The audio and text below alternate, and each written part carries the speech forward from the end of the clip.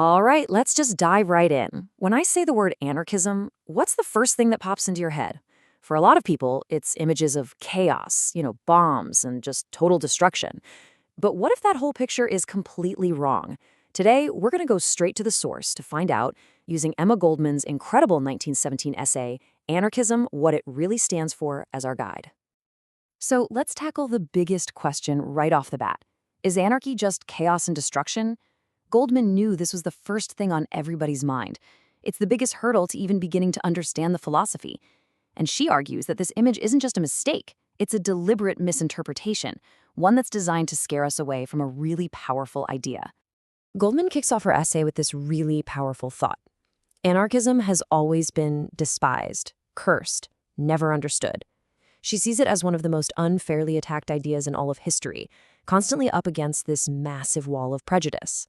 She argues that, just like any new or progressive idea, it's met with a ton of fear and hostility from the old way of doing things that it's trying to change. And she basically boils all of that hostility down to two main objections, which she says come from everyone, from the intelligent man and the ignorant mass. First, people say, oh, it's a beautiful idea, sure, but it's totally impractical. And second, that it's a philosophy all about violence and destruction. Her whole goal in the essay is to take both of those arguments and just dismantle them, piece by piece. So let's get into how she actually does it, starting with that really explosive myth of violence. Is anarchism about tearing society down, or is it really about creating something new? This right here perfectly captures her central argument. The common myth is that anarchism equals violence, that it means the destruction of society. But Goldman completely reframes it. She says, yeah, anarchism does destroy, but it doesn't destroy healthy things. It destroys parasitic growths that are sucking the life out of society. Think of it like a gardener who's pulling out all the weeds so that the actual fruit can finally grow. And then she makes this incredibly profound point about where the real harm in society comes from. For Goldman, the most violent element in society is ignorance. She argues that anarchism is actually fighting against the destructive power of laziness and prejudice, that refusal to think for ourselves and question authority.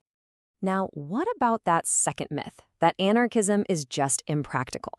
Here, Goldman brilliantly pulls out a quote from Oscar Wilde to flip the whole script.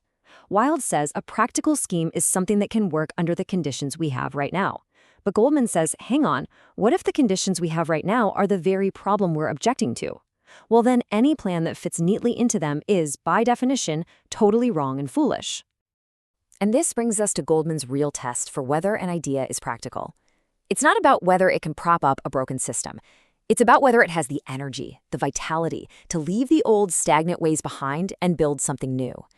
From her perspective, anarchism is the most practical idea because it's the only one that's focused on building and sustaining a new, healthier life for all of us. So after clearing away all those misconceptions, Goldman finally gives us her core definition. Anarchism is the philosophy of a new social order based on liberty without restriction, the theory that all governments rest on violence and are therefore wrong and harmful as well as unnecessary.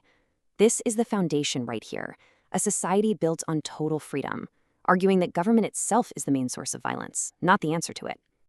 But what does a society based on unrestricted freedom actually look like? Is it just a free-for-all? Not at all. Goldman uses this really beautiful metaphor to explain the kind of harmony she's talking about. The individual is the heart of society. It holds the precious essence of life. But society is the lung, and it's society's job to distribute all the elements that keep that essence, the individual, pure and strong. She says there's no conflict there. It's just mutual dependence. One simply can't survive without the other. So if this harmony is our natural state, what's getting in the way?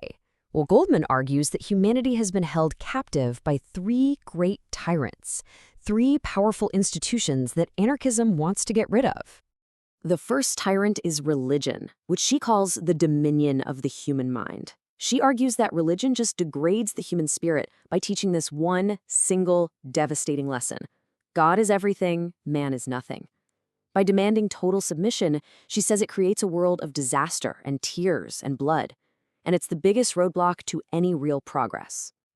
The second tyrant is property, or the dominion of human needs. Goldman doesn't see property as a right. She sees it as the denial of the right for people to satisfy their own needs. She argues it robs people of their birthright, turns them into paupers and outcasts, and it reduces the worker to just a mere cog in a machine, totally robbed of their creativity and their freedom. And to really drive this point home, she brings in that famous quote from the French anarchist Proudhon: "Private property is theft." But then she adds this crucial little detail. It's theft, she says, without any risk or danger to the thief. It's a system where the people who do all the work have nothing, and the people who never work get to enjoy everything. And that brings us to the third, and for Goldman, the biggest enemy of all, the state. She defines it as organized authority or the dominion of human conduct. And she says it doesn't matter if it's a monarchy or a democracy, its one and only goal is always the same: the absolute subordination of the individual. Okay, so after tearing down these three massive tyrants, what does Goldman actually want to build in their place? Let's take a look at her constructive vision for what a new world could look like. The anarchist vision, as she lays it out, is a social order built on these pillars. First, you get liberation from the control of religion, property, and government. From there, society would be based on the free grouping of individuals who come together to produce real social wealth. This means free access to the land and everything you need to live, and a system where work is totally transformed from boring, hard labor into an instrument of joy, of strength, of real harmony. Now, at this point, Goldman knows exactly what you're thinking. It is the most common objection of all, one we still hear all the time today. This all sounds really nice, but what about human nature? Aren't people just too selfish, too greedy, and too weak for any of this to ever work? Goldman's response to this is absolutely searing. She writes, "Poor human nature, what horrible crimes have been committed in thy name." Her argument is that we can't possibly know the true potential of humanity by looking at how it acts under the conditions we have now. It's like trying to study a wild animal by watching it in a cage. You can't understand its true nature when it's caged in a narrow space, whipped daily into submission. So for Goldman, the conclusion is crystal clear. We can only find out what humanity is truly capable of when it's in a state of freedom. She argues that liberty, expansion, opportunity, and, above all, peace and repose are the only things that can show us what people are really like when they're not being held down, beaten, and mutilated by the systems of religion, property, and the state. And this brings us to the final, really provocative thought that Goldman's essay leaves us with. It's a question that challenges the very foundation of our modern world. Once you strip away all the myths and you see anarchism as a philosophy of creation, not destruction, you're left with this fundamental challenge. Could humanity truly organize itself and maybe even thrive without the authority of the state? Goldman believed it could. The question is, can we?